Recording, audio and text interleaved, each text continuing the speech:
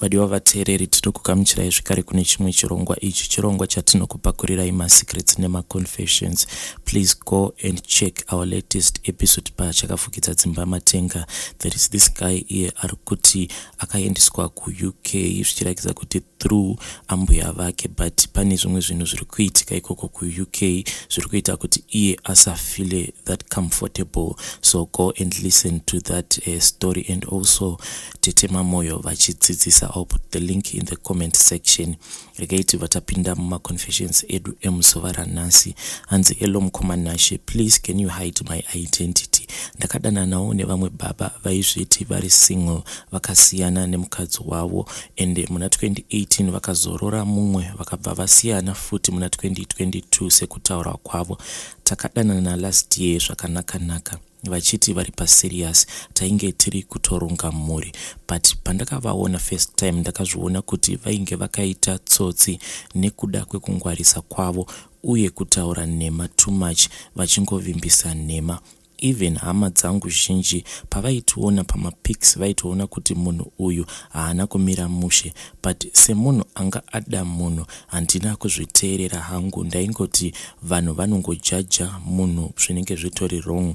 But as like now I am starting to see his true colors after ndavaudza kuti I am pregnant, and I was thinking that too, but later on ndakazoona kuti handisi pregnant zvangu. So vakangotanga kuita tuma excuses like hey, kwaunogara kure, hey, time yedu yekuonana ishoma, sekuti paakandida anga asingazivi kuti ndinogara kure.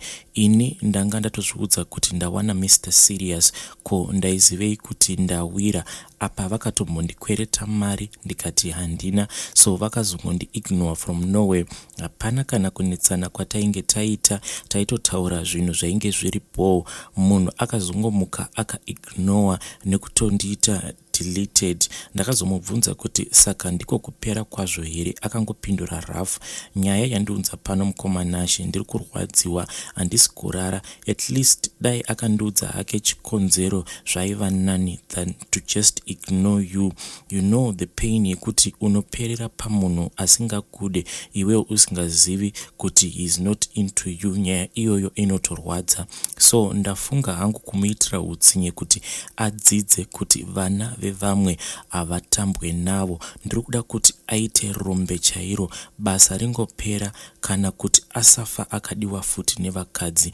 Ndiri kurwadziwa hangu, ndiyowo nyaya yangu iyi. Please post for me as Heidi. Vedare iyo ndo nyaya yakabva kune mwanasikana. Please let us talk about it in the comment section, tichimupawo support and counseling. Rekeiti bataenda panyedu inotevera. Hanzi hello mukomanashi, I'm a single lady who is aged 45. Ndinokumbirawo kuti mundisanganisewo nemurume anondida anewo makore kubva 46 zvichikwira. Ndine vana vangu 4, asi vana vangu ava vatokura. Ndinodawo wekuchembedzana naye, ndinoshandawo mubato wemaoko, ndinogara muHarare, asi munhu uyu ngave munhu ari munhuwo ane zvaanoita. Iyi ndo message yakabva kuna vahanzvadzi vedu ava. So I receive a lot of my messages anobva kuma single ladies and single men. Ndanga ndichifungidzira kuti kana if you are single, you can come to my inbox wobva waisa voice note, then tobva tabatanidza ma voice note iwawo tozomaposta chiri chirongwa chakangozvimirira panapa. Rekeiti vataenda panyedu inotevera. Hanzi makadii mukomanashi, ndiri kumbira kuti mundipostire nyaya yangu. Inini ndiri murume ane makore 34 ekuberekwa, handisati ndava nemwana. Ndakaroora tingangoti 3 times now, but vakadzi ava vandakaroora only one ndiye wandainge ndakatora kubva kuZimbabwe. Vamwe vose 2 ava ndakasangana navo muno muSouth Africa, which 3 wandakasangana naye muSouth Africa ndiye wandigere naye izvezvi. Uyu munhu wekuti achiritori mwana wechidiki, even though ane mwana wake. Munhu akangomitiswa achiri kuchikoro ndokubva azongouya kuno kuSouth Africa. Ndakatongoita zvekusangana naye ane almost 2 months angopindawo muno muSouth Africa, ndokubva ndatanga kugara naye. But ndine dambudziko randiri kuwandisa kubva kwaari. Dambudziko iri ndakasangana naro pavakadzi vose ava vandakaroora kana kuti pavakadzi vose vandinenge ndichidanana navo, dambudziko iroro ndinobva ndangotanga kusangana naro. Saka I've been keeping this secret from this wife of mine because ndiri kutya kuti kana ndikangogara ndamuudza kuti dambudziko iri ndiro riripo, zvimwe kuda anokwanisa kuzongorongedza zvinhu zvake obva angoenda. Saka zvakazoitika ndezvekuti pane imwe location yandakambogara, saka ndiri mulocation umu at that time ndainge nditoriwo munhu aingotambura. Saka kwakabva kwasvika umwe mukadzi ainge achangobvawo kuZimbabwe. Mukadzi uyu ainge akanaka zvisingaite, zvekuti mulocation imomo zvainyanya kuitika ndezvekuti nguva yacho vanhu vazhinji vaingofamba nemadouble up. Saka vanhu vazhinji vaiti kana kukauya umwe munhukadzi mutsva mulocation, varume vazhinji vanenge vachingoita take pamunhu iyeye. Saka ini ndakaona kuti munhu uyu ainge asvika akabva aitirwa take neumwe muchinda iyeye at that time ndiye munhu aiita sekunge aiva nezvemari. Saka zvinhu izvozvo zvakandibata because munhu uyu munhu wekuti aitoita magirlfriend ainge akawandisa, and aitoziva kuti the more yaanoramba achiita take nemusikana uyu achangomutora mukadzi iyeye vobva vatongoita zvavanoita obva atongomutamba.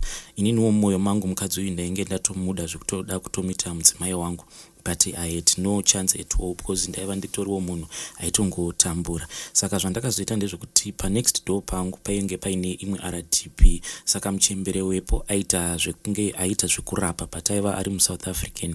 Ndakabva ndamuapproacha muchembere uya ndikamuudza kuti ndaida mushonga wekuti ndidiwe nemunhu wandainge ndasarudza. Akabva andichaja mari because akandichaja 500 rands at that time. Inini pafortnight ndainge ndichiwana 450 rands. Saka first fortnight ndakaenda ndikanomupa 250 rands, the following fortnight ndokubva ndamupedzisira 250 rands yake.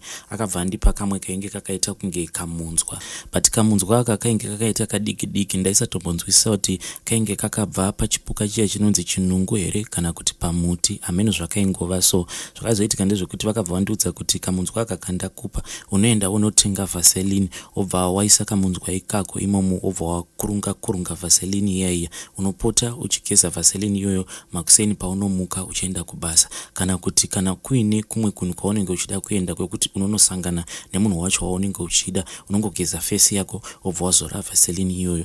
Iniwo ndakabva ndaita sekudaro, ndokubva ndatanga kushandisa vaseline iyaiya, ndokubva ndazoapproacha mukadzi uyayo ainge achangosvika mulocation rataigara achibva kumusha, ndokubva tatanga kudanana. Ini nemukadzi uyu takatozombogarisana kwenguva yakareba, but mukadzi uyu ndakazofind out kuti iye ainge atori munhu wekuti aisakwanisa kuti no kuvanhurume, because ndakazofind out kuti aiti kana ndiri kubasa iye aisara achitochinjaniswa nevarume vakawandisa mulocation imomo, because ndakazofind out after ndabatira sick drop. At that time ini ndainge ndisati ndava nebase, because pane umwe mukomana wandainge ndichishare naye mukuku wataigara, and iyewo munhu wekutoti ainge achiri kuchengetwa nasisi vake. Sisi vake ava vairenta RDP, saka iye ainge achirara mukitchen. Saka zvataita ndezvekungoti taingoonana muroad uri usiku tichingoitawo zvezvo zvekungobatana, but tainge tisati tasangana pabonde. Saka pane umwe usiku wekuti iye akazondiudza kuti I think kuti sisi varara, handei tinopinda mumba tongoita zvekungorara tose,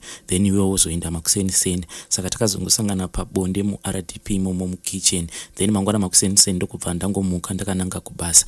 But ndakazoti ndava kubasa ndakaswera ndichingonzwa kuswinyiwa, ndaiswinyiwa zvisingaiti. Then after 2 days ndakatanga kuona ndichibuda umwe wainge wakaita hurwa kunhengo yangu, ndikabva ndaziva kuti apa ndainge ndarohwa nesick drop, ndokubva ndazoenda kuchipatara. And also iye ndakabva ndamuudza kuti iwe wandirovesa nesick, ndozvakazokonzeresa kuti iye ade kugara neni, because ainge ava kuita sekunge anondinzwira tsitsi. Ndokubva tazotsvaka imba yedu ndokuzogara tose, but later on ndakazofind out kuti aiti pose pandinenge ndiri kubasa vanhu vaitopinda mumba imomo vachiita bonde naye. Saka at that time basa rangu randainge ndichiita ndaita mapiece job ekukurira vanhu dzimba dzavo, kusiya ndakata maloni, maheji nekugadzira maruva. Saka usiku hwacho ihwohwo pane umwe murungu akandifonera akati mangwana ndinofanira kuya kuzokata loni nekusiya ndatsvaira pavement.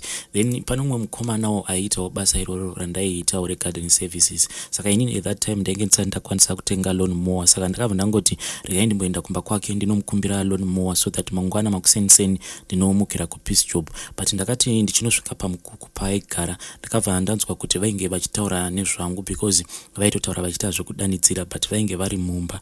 Mukutaura kwavo pane umwe akabva ati mukadzi wanhingi apa zvavainge vachirevera inini, vakati mukadzi wanhingi. Ini ndakangosvika ndakabata twiza chairo akabva atondivhurira makumbo. Saka varume ava mukutaura kwavo, even muchinda uyu wandaida kukwereta loan muwa aitoratidza kuti kunyange iye akatosangana nemudzimai uyu wandainge ndava kuti mudzimai wangu pabonde, ende vanhu vaitongonditaimira kuti kana ndiri kupeace job vaibva vango approacha mudzimai wangu, ende iye vaitoratidza kuti munhu wekuti haarambi kana wakangobata chauinacho. Saka izvi zvakabva zvakonzeresa kuti ini nemudzimai uyu tibva tangorambana, ndikazongotanga kugara ndega. Saka pane imwe time yekuti ndakazofunga kuti nenhau yekuti ndainge ndarwadziswa nemukadzi uyu ainge andipa heartbreak, ndikati aregai ndibude mulocation munomu ndinotsvaka kumwe kwekunogara ndisaramba ndichingosangana naye, because ndainge ndava kutoziva kuti ainge ava kutogara neumwe murume, because akangobva pandiri akatonanga kunogara neumwe murume. And also mukoma, handizivi kuti kuzobatwa kwandakazoitwa HIV positive handizivi kuti zvakabva here pamukadzi uyu kana kutiwo zvakazobvawo pane vamwe vakadzi vandainge ndichingosangana navo pabonde. Saka zvakazoitika ndezvekuti mukutama uku chigaba chiya chevaseline handizivi kuti chakasara here mukuku imomu kana kuti zvakazoita sei, because after ndatama ndabuda mulocation umu handina kana kuzombofunga nezvazvo, ndakazotanga kutozotofunga nezvazvo gore rino. Saka zvainge zvava kuitika ndezvekuti pandakazowana umwe mudzimai ndainge ndava munhu wekuti ndairota, but kurota kwandaiita ndairota vakadzi 4. Vakadzi 4 ava vaiuya vobva vatanga kuita bonde neni, ende mukuita bonde neni vaita zvezvekundichinjanisa usiku wega vakadzi vavo vaiuya vari 4. Vamwe vacho dzimwe nguva vaikwanisa kuuya vari 2 vanenge vari maIndia kana kuti varungu. Ndaingoona kuti vanhu ava havasi veganda dema, because ndaiona kuti bvudzi ravo rinenge rakareba richiita zvekuyerera. Saka uyu mudzimai wandange ndava kugara naye iyewo zvake ainge aine mwana wake 1, but aigara achingotaura mashoko ekuti muupenyu hwangu ndaida kungoita hangu vana vangu 3. Saka aitorakidza kuti zvevana chaizvo aitozvida, because zvaaita ndezvekuti pamwedzi aitondiudza kuti mazuva angu ekuti unokwanisa kundipa pamuviri I think kuti ari padhuze, because pane zvandiri kunzwa kuti ndinokwanisa kungobatira pamuviri. Saka taizoti mukunosangana naye ndaitonzwa zveshuwa kuti muviri wake uri kudziya, but dambudziko raizoitika nderekuti mazuva ake iwawo atainge tichingoverengerana kuti mazuva awa anokwanisa kunge achiita zvezviya zvavanoti mukadzi anokwanisa kubatira pamuviri, taitogara tichiita zvekukaunta pamacalendars, but mazuva iwawo aiti kana ava kunosvika mukomana chameno zvaiitika pandiri. Taiti kana tikasangana pabonde, dzimwe nguva taikwanisa kutosangana pabonde ndotonzwa kuti ndapedza, but ndichinobuda maari ndaiona kuti hapana kana mbeu yandinenge ndasiya maari. Dzimwe nguva ndaikwanisa kuti kana ndikaburitsa mbeu yacho ininiwo ndichingobuda yaita kubuda yakaita zvekuwanda, but inenge yakaita mvura. Zvinhu izvi zvakazokonzeresa kuti iye azondiudza mashoko ekuti iwewe hauzvare, and also akazongosimuka ndokubva azongosiyana neni, because akati hama dzako dzichati maybe iwewe ndokuda kungokudya mari yako sezvo isu takangosangana muSouth Africa. Saka zvekuzotanga kuudzwa mashoko ekuti handisikuda kukuitira mwana ini nangu handikwanisi. Dambudziko iri ndakariona kuti mazuva ekuti mukadzi uyu wandaigara naye panguva yacho anenge achidziya muviri wake, vanhukadzi vaya vaita zvekuti vakauya usiku vaisandipa kana zororo. Ndezvaizva zvekuti ndaizotoita zvekutomutswa nemukadzi achindiudza kuti ko muri kumboitei, because iye mukutaura kwake aitoti aitomuka otoona kuti nhengo yangu inenge yakaita kuti twasa kusimuka apa hanzi ndinenge ndichitoita sekunge ndiri kutoita bonde neumwe munhu. Dzimwe nguva ndinenge ndakatorara nedumbu ndichitoita sekunge ndiri pamusoro pemunhukadzi. Dzimwe nguva ndinenge ndakaita zvezvya zvekurara nemanhede ndichirakidza kuti pamusoro pangu pane munhukadzi, because aitoti dzimwe nguva aiona ndichiita sekunge ndiri kutobata mhepo zvezvya zvekuti unenge uchibata munhukadzi anenge ari pamusoro pako.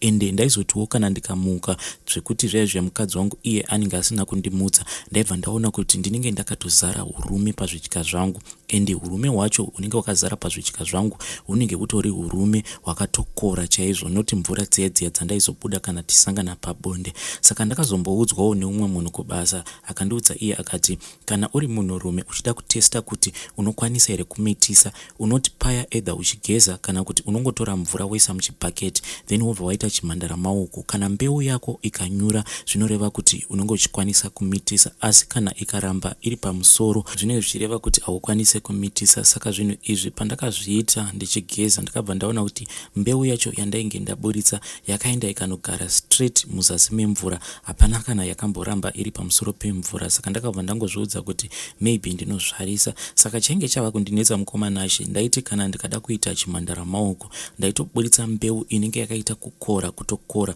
zvaizva zvinoratidza kuti watova kana nemwedzi wose usingasangani nemunhukadzi.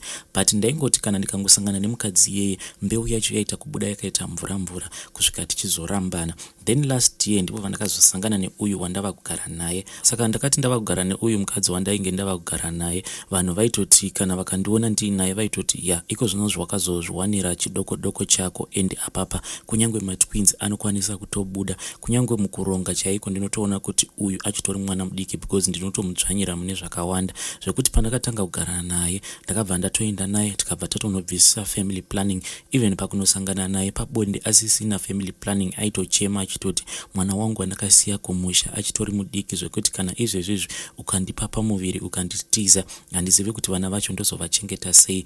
But mwedzi yakafamba mukomanashi, since last year patatanga kugara tose mwedzi yakafamba, hakuna kana nhumbu iri kumbouya, iyewo haana kana family planning yaari kutomboshandisa zvachose. Takambozama tikaenda tikanonwiswa majoko, tikanonwiswa zvaizvo zvekunzi unoitirwa muteuro wekuti unenge uine malemoni 12 nezvimwe zvinhu zvakasiyana siyana, but hapana kana zvazviri kumboshanda. Tiri vanhu vekungoti paya paya patinongoti tava kuda kungonosangana pabonde pane mamwe mazuva ekuti urume hwangu unenge uri right, but out of nowhere mazuva 7 akatevedzana it's either kuti nhengo yangu inenge isingatoshandiswa zvachose, kunyange tikazama kuita sei haitomboshandi zvachose. Takatombozama kuti titenge mapiritsi mamwe anotengeswa kumaIndia aya ekumisa nhengo, dzimwe nguva anoshanda, but pane imwe wiki rekuti pakati pemwedzi kana kuti achangobva kumaperiods nhengo yangu haitomboshandi zvachose. Ndaimbofungidzira kuti maybe ndinenge ndichisema kuti anenge asati azvigeza akapera, but ndakutoona kuti dambudziko iri riri kungoramba richingodzoka ende zviri kukonzeresa kuti ndifungidzire kuti maybe mushonga wayo wandakaenda ndikanotora ndikapihwa ndichinzi ndinofanira kunge ndichiuzora so that ndikanyinga munhu wandee ndichida munhu yeye haazondirambe. Ndava kufungidzira kuti maybe zvinhu izvozvo zvine connection, because why ndichingoramba ndichingorota vanhukadzi ava, ende vanhukadzi ava vanoti kana ndikavarota vachiita bonde neni zvakanyanyisa ndinotoita mazuva nhengo yangu isingashandi. Kunyange iye mukadzi uyu akatombosvika pakukomplaina kuti mumba muno mutakutoita sekunge tiri vakadzi vaviri, because zvinoita kunge unomwe mukadzi wauri kutogara naye waunenge uchisangana naye pabonde. Why is it pacho patinozoda kusangana unobva wawanikwa kuti iwe unenge usina kana simba, yet tinenge tatombopedza kana 2-3 days tisina kana kumbosangana pabonde. Mukomanashi handichazivi kuti zvimwe kuda maybe musana wangu ndiwo wakaneta, but why is it mamwe mazuva kana kuri kunzi iye anenge aita 2 weeks after a periods kana 3 weeks after a periods musana wangu unenge wakasimba zvekuti tinokwanisa kutoshandana kweusiku hwose. But tinongoti mazuva ekuti kana achangobva kumaperiods paya musana wangu unobva waneta zvekuti mbeu yandinoburitsa inenge yakaita mvura. Saka ndiri kutya kumuudza kuti dambudziko iri akasike kutanga kusangana naro ndakatosangana naro mumarriages angu andakatombopinda kumashure. Maybe that is the reason why ndisiri kukwanisa kubata mwana mumaoko angu. Mukoma ndiri kukuudzai kuti kana kuri kunzi ndikaita zvekuti ndapfeka kondomu nhengo yangu inomira sekunge hameno hameno, but vamwe varume vanototi kana akapfeka kondomu anototi nhengo yake inobva yarara, but yangu nhengo inomira. Kana ndikaita girlfriend, pane pamwe time pandakamboita girlfriend ndikati regai ndimbobuda ndimbozama ndione kuti kunze uko ndichiri kushanda here. Saka uyu girlfriend wangu ndakamubvunza kuti unoshandisa here family planning, iye akabva ndiudza kuti anoenda achinobayiwa depo after every 3 months pacho parinenge raexpire. Ndakabva ndadiscover kuti kana kuri kunzi ndikashandisa kondomu kana kuti ndikasangana nemunhu pabonde anenge achishandisa family planning nhengo yangu inoita kumira kuita simbi, but kumba uku nhengo haisi kushanda because uyu mukadzi wandiri kugara naye munhu wekuti haana kana family planning yaari kushandisa. Mukoma ndoita sei nesecret iyi? Ndomuudza here kana kuti ndongoramba ndakanyarara just praying kuti maybe one day ndichazongonzwawo achiti abatira pamuviri. Kuita voice note kwandiri kuita mukomana Nashi, the reason yacho ndeyekuti nezuro chaiye ndakatorota vakadzi ivavo vari 4. Saka iko zvazvakuita manje ndezvekuti kana vakadzi ivavo vakapinda mumba ndinotomuka kubva pamubhedha tobva tatanga kutoita bonde. Saka nezuro zvatakaita ndezvekuti vakadzi ava vakauya nomumwe munhurume, munhu uyu ainge akaita segiant, but mukutaura tainge takuita sekunge tiri vanhu vari kuda kuacta porno, because takatogara pasi ndikatoudzwa zita racho removie yataifanira kunge tichitoacta, ndichitoudzwa kuti ndinofanira kutanga ndasangana nemukadzi uyu ende tichisangana zvakadai. Zvaitoita sekunge zviri kuitika in real life. Vakadzi vavo kana vakapinda mumba ndinotomuka kubva pamubhedha pandinge ndakarara ndototanga kutokisana navo, vamwe vanenge vachindibata, vamwe vanenge vachindiyamwa nhengo yangu. Ende zvinhu izvi sometimes ndinotoona kuti ndinotozviita usiku hwose. Dzimwe nguva ndinotomuka ndichitonzwa zvihope zvezve zvekunzwa kuti warara uchisangana nevanhukadzi pabonde. Mukoma kana mukaposta please ndiziviseiwo, nditevererewo macomments evamwe, plus ndinokwanisa kuwanawo maybe munhu wekuti anokwanisa kuzondipawo remedy yekuti ndishandise. Ndakatombozama zviya zvekunzi unoita uchigezana naJace fluid, but ndakaona kuti hazvitomboshandi kwandiri zvachose, because mazuva acho andakatanga kugeza neJace fluid ndakatoona kutoti vakadzi vavava vainge vachitouya, ende vachiuya vairakidza kuti vainge vatone hosha yakanyanyisa, because mamwe mazuva ndezvezva zvongoti kana ndikangosangana nehwani wavo vose vanobva vangodisappear, but mazuva acho andainge ndichishandisa Jace fluid ndaita zvekuti kana ndikasangana neuyu murungu umwe wacho anenge akatondimirira, ndichibva pane uyu ndichitoenda pane uyu kusvika ndavapedza vose vari 4 ndobva ndavadzokorora zvekare zveusiku. Mukomana Nashi, zvinhu izvi hazviitike kuhope such, ndinotoita sekunge ndiri kutovaona vanenge vatorimo mumba neni, ende mukadzi wandogara naye ndichitomuona kutoti iye akafa nehope, ende ndinenge ndichitorakidza kuti ndiri kutoenjoya zvacho zvatinenge ndichiita kuhope. Mukomana Nashi, please mukaposta chingondizivisaiwo nditeverere mucomment section pamwe ndokwanisa kuwana rubatsiro.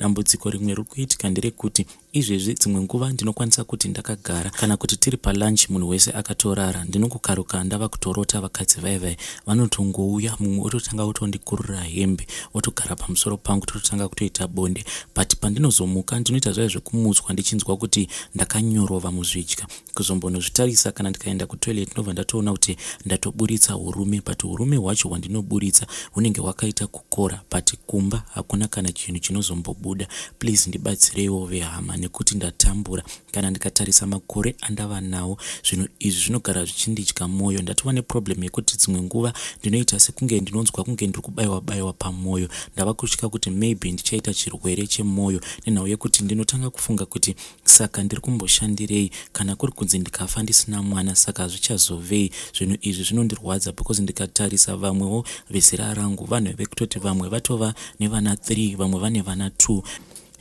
Zvakangooma hazvo vedu. That is a voice note ratakatumirwa kubva kuna mukoma vedu, saka ranga rine ruzha rwakanyanyisa ndokubva ndaita zvekutaipa apo mazwi avainge vachitaura. Zvakangooma hazvo vedu. Tosangana zvekare in the following episode.